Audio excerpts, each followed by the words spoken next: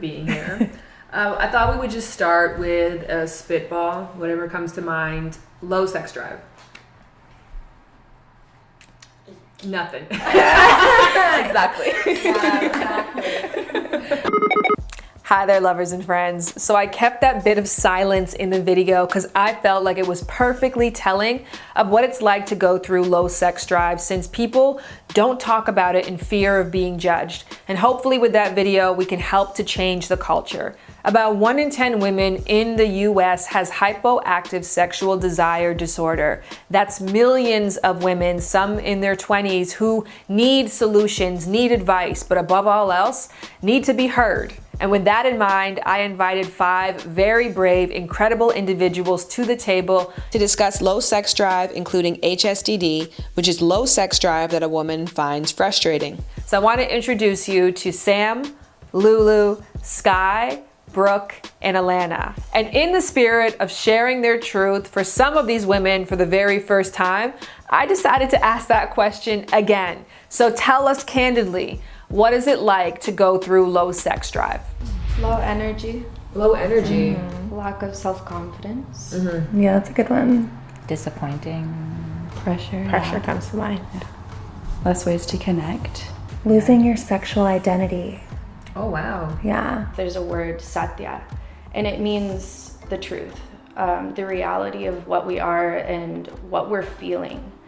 And it's insane how valuable it is to not only understand yourself, but to be able to express that. But when I do try to talk about it, it's always misunderstood or misexpressed. Like, I couldn't find the words to express what was happening to me. What Lulu said about not having the words to describe her low libido is an extremely common thread. So with this video, language was really important to me to ensure that I gave you the tools to express yourself as accurately and as clearly as possible. And in order to do that, I needed some help. So I reached out to Unblush to partner with them.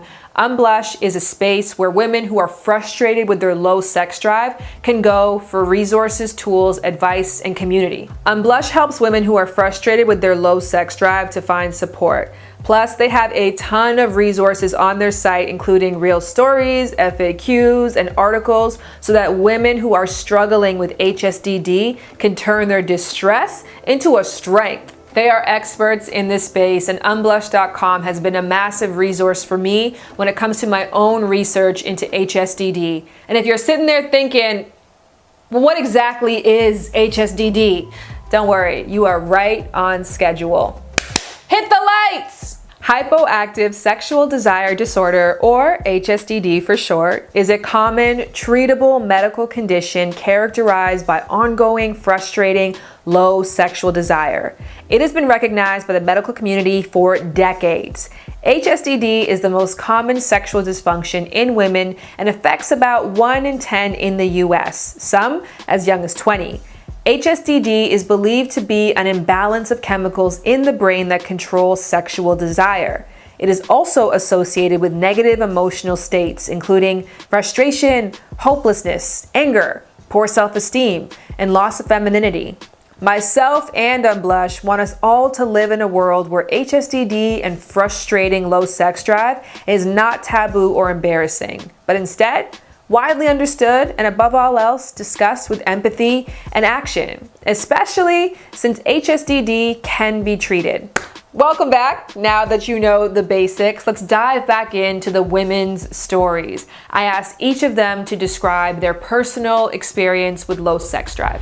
I was like 20 to 22. I was living with my now ex-fiance, and just feeling that I just I didn't want him to like touch me. I didn't want to like him to lay in the bed with me. And like when he wanted to just even like a simple kiss, I was just like, I know this is going to lead to sex, and this is just not something I want to do. My experience with low sex drive really began after this really long relationship I had with one of my best friends, and him and I really struggled with the sex part. And after that relationship, I kind of went on the other end of the spectrum, and I was just like having fun and just doing what I wanted. And I was really enjoying it. And then all of a sudden, like, I wasn't. And I was like, okay, I don't know. It's so complicated. The whole you like just so haven't over met the it. right person yet is Yeah. the most invalidating thing Yes. ever. And Yeah. it's so frustrating. So I'm still figuring it out. Got a therapy session on Tuesday. Congratulations. Thank you. Love therapy. I've kind of tumbled through the last 5 years through phases of very high sexual drive and very low sexual drive. So it's been a lot of reflection and a lot of kind of trying to figure out what it correlates with in regards to the relationships that I fell in and out of, and how it correlated with my physical activity moving so much. At times it was very hard. It was very hard, heavy on relationships, but more so heavy on myself, on my energy, and on my confidence, and on my desire to kind of follow my dreams and to fulfill myself. I experienced that when I did have this low sexual drive and I wasn't attracted to people, my creativity and my desire to create in general was just very low. So that was very hard.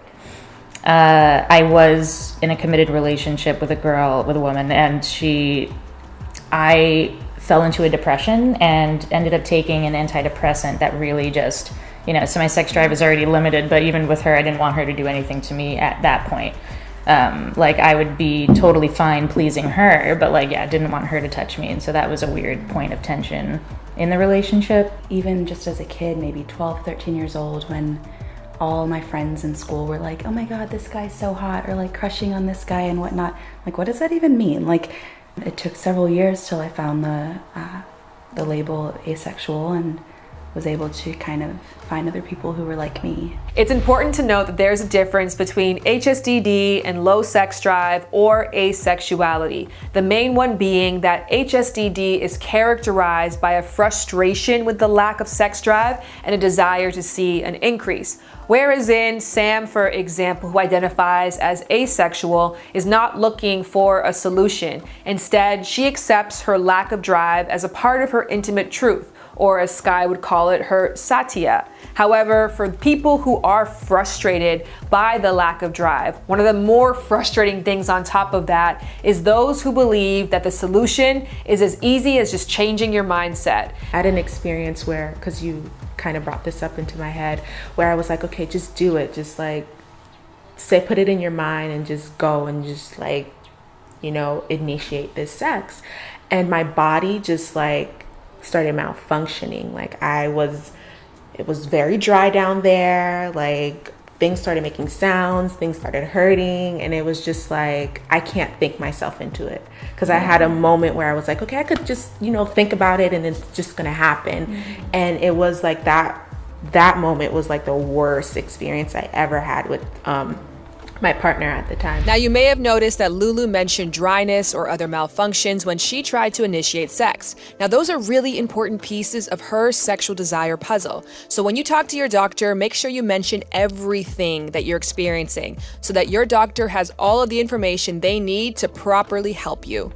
To me, feeling obligated to have sex or feeling as though a partner with a higher sex drive than myself being pushed into that's dishonoring my art in a way. That's dishonoring my emotions and my feelings. But that's hard because I want to step up to that, I feel so good when I have that high sexual drive that I want to be able to communicate that with somebody more than anything, because I don't want low sex drive to end a relationship for me if it's a relationship that I want and am meant to be in. Mm-hmm. But I think communication is just so insanely important, to be able to talk with your partner, with a loved one, and explain to them how you're feeling and maybe how to go about it, even if you don't know. And communication is so wonderful, but it's not the answer to everything. It's just a tool to find the answer.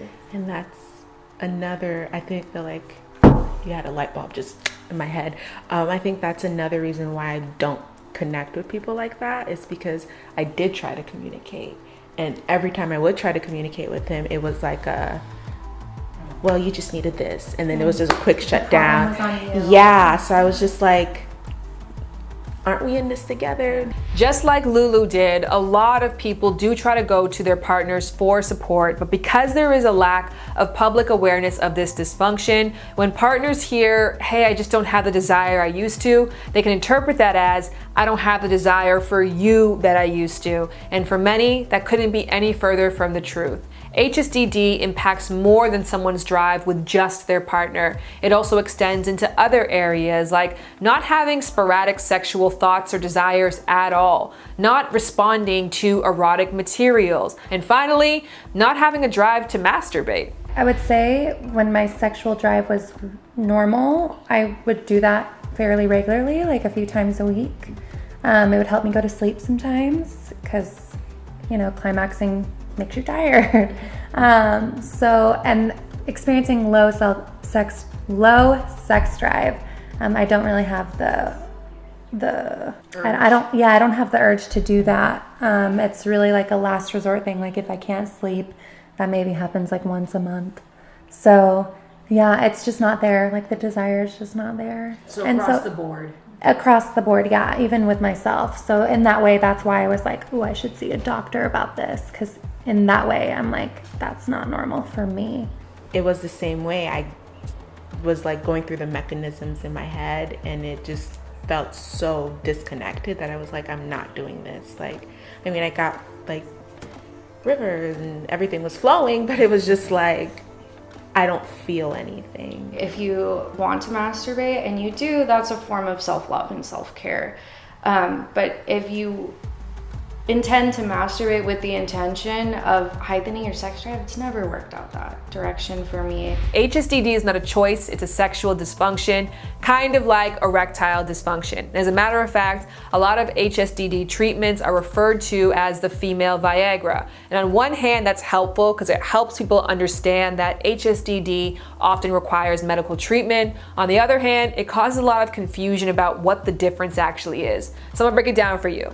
Now, with erectile dysfunction, that is when someone with a penis has a drive to have sex, but when they get there, they cannot maintain or get an erection. While HSDD is when someone does not have a drive to have sex and they find that lack of drive extremely frustrating. Think about it like this. Erectile dysfunction is like wanting to go out, getting in your car, but despite your enthusiasm, your car won't start. While HSDD is feeling like you should go out, but having no drive to get up and go on your way. But what both dysfunctions have in common is stigma. And the stigma in HSDD is so strong that it prevents majority of women from going to the doctors to discuss medical treatment options. So I asked the group, has stigma prevented you from going to a doctor and asking if there's something that can help? I was always scared and kind of ashamed to even ask that, because we're humans, and it's like, it's supposed to be in our nature. So I didn't want to feel defective or like just weird in any way. So no. That's funny that you say that, because that's the exact reason I did talk to my doctor. It was like, we're humans. I'm, lacking this. I should talk about it. Yeah. And then the reaction she gave me just was just dismissive. So I'm like, okay, well, I'll find someone else, even though I love her. Yeah. Like, I love my doctor, but she just didn't get it. So, yeah. I guess for me, the only reason I did end up talking to my doctor was because I went in to talk about my depression and all of that. And so it came up as, well, possible side effects might be this. And so I kind of knew it was coming, in terms of, taking the medication and that might follow up. It's important to note that antidepressants, particularly selective serotonin reuptake inhibitors or SSRIs, have been shown to impact one's sex drive. As Alana did, please be sure to talk to your doctor if you're on antidepressants and experiencing low sex drive. I'm so interested to know how we would go about dealing with low sex drive if we were fearless.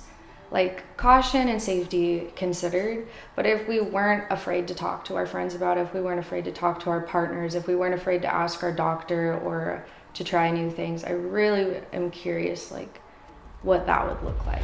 All right, so as we just saw, going to the doctors to discuss HSDD is not everyone's ideal entry point. In fact, a study of over 3,000 found that people suffering from low sex drive that was frustrating did not want to talk to their doctor because one, they were embarrassed, or two, they feared that it wouldn't be taken seriously. And that is why over 80% of people who have frustrating low sex drive do not seek out medical help and find a solution that's right for them. And I think that has to change, but we gotta meet people where they are. So if you do go to a doctor, for example, you will probably be given what is known as a decreased sexual desire screener test, which finds out if you are a candidate for an HSDD diagnosis. Well, Unblush.com has something similar called an HSDD symptom checker quiz. So I had everyone in the group do this quiz together to see if it brought up any topics that we hadn't yet addressed. And it's asking how the sex drive relates to poor body image.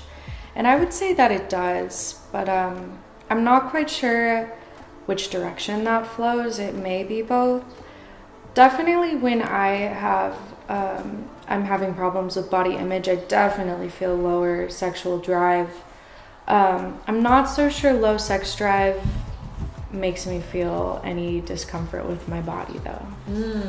Like I said, I feel like generally when I've been experiencing low sex drive, I feel very low in my energy and passion in general. So I'm sure that makes sense as to why I didn't feel as though I had as much excitement to share with my partner. I have to open up.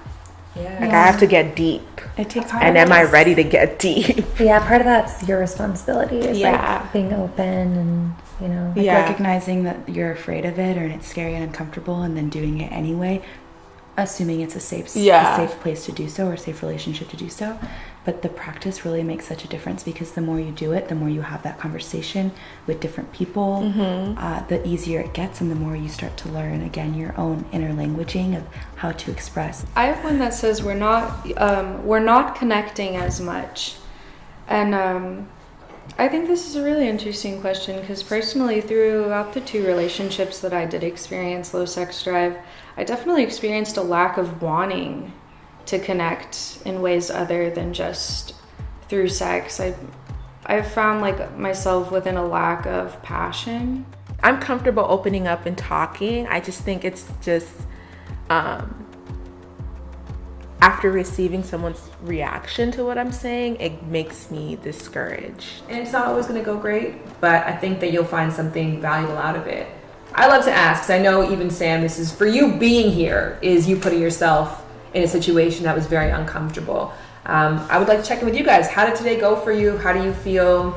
Today was like a big step because I know my family's going to see this and they're very like preservative and like clench my pearls and if you're not talking about sex, you can just do it when time permits it. So I felt very nervous, but then I'm just like, I have to be my own person and be my like create this life for me, not just this narrative that was given to me. So I got comfortable as I started talking. Yeah, just being able to actually talk to people about these kinds of things and not have it be so internal.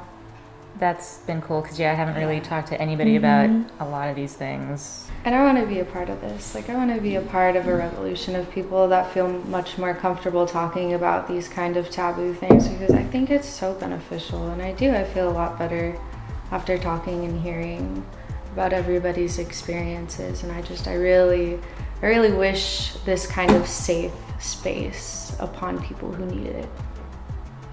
And also not just for people, for women.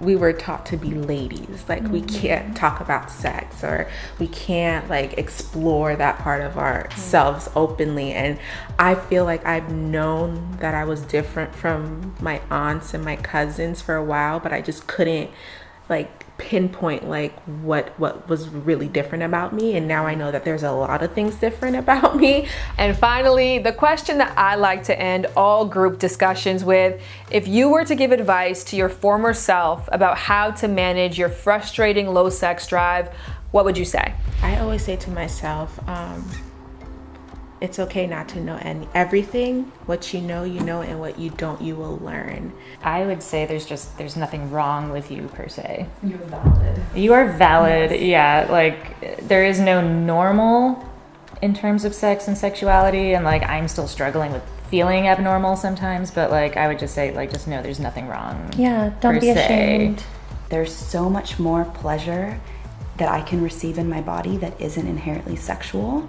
And so it doesn't have to be like intercourse, it doesn't have to be masturbation. Like there's so many other ways that my body can feel pleasure that could be sexual, could be just sensual. And so like my journey with exploring that has been really fun lately, because I'm like, whoa, there's like a whole playground and I was only told about the slide, but there's like swings and a seesaw and a merry-go-round. Like there's so much more. I love that. That's a good metaphor. Yeah. I feel like I'm like, that's where I'm heading, Yeah. like the exploration. Because I know I'm very sensual. Like, I like touches, Yes. I like smells, I like this. I know that about myself. Create space for yourself and honor that space regardless if other people can or will. Most definitely. And be honest, even at the expense of feeling scared. Thank you so much to the group for such an incredibly candid and powerful conversation. In addition, I want to say a massive thank you to the sponsor of this video, Unblush. Thank you for the work that you do. Thank you for providing a space to hold a discussion that has been kept in the dark for far too long. If you or someone that you know is struggling with HSDD or low sex drive that is frustrating, I urge you to go over to unblush.com to find more resources. You can also find the symptom checker quiz that we did in this video on that site. And so in the info box below, you can find the links to that. And if you scroll down a little further after you hit some links, leave a comment. Do you have an experience with low sex drive that you want to share? And if so, let's keep the discussion going.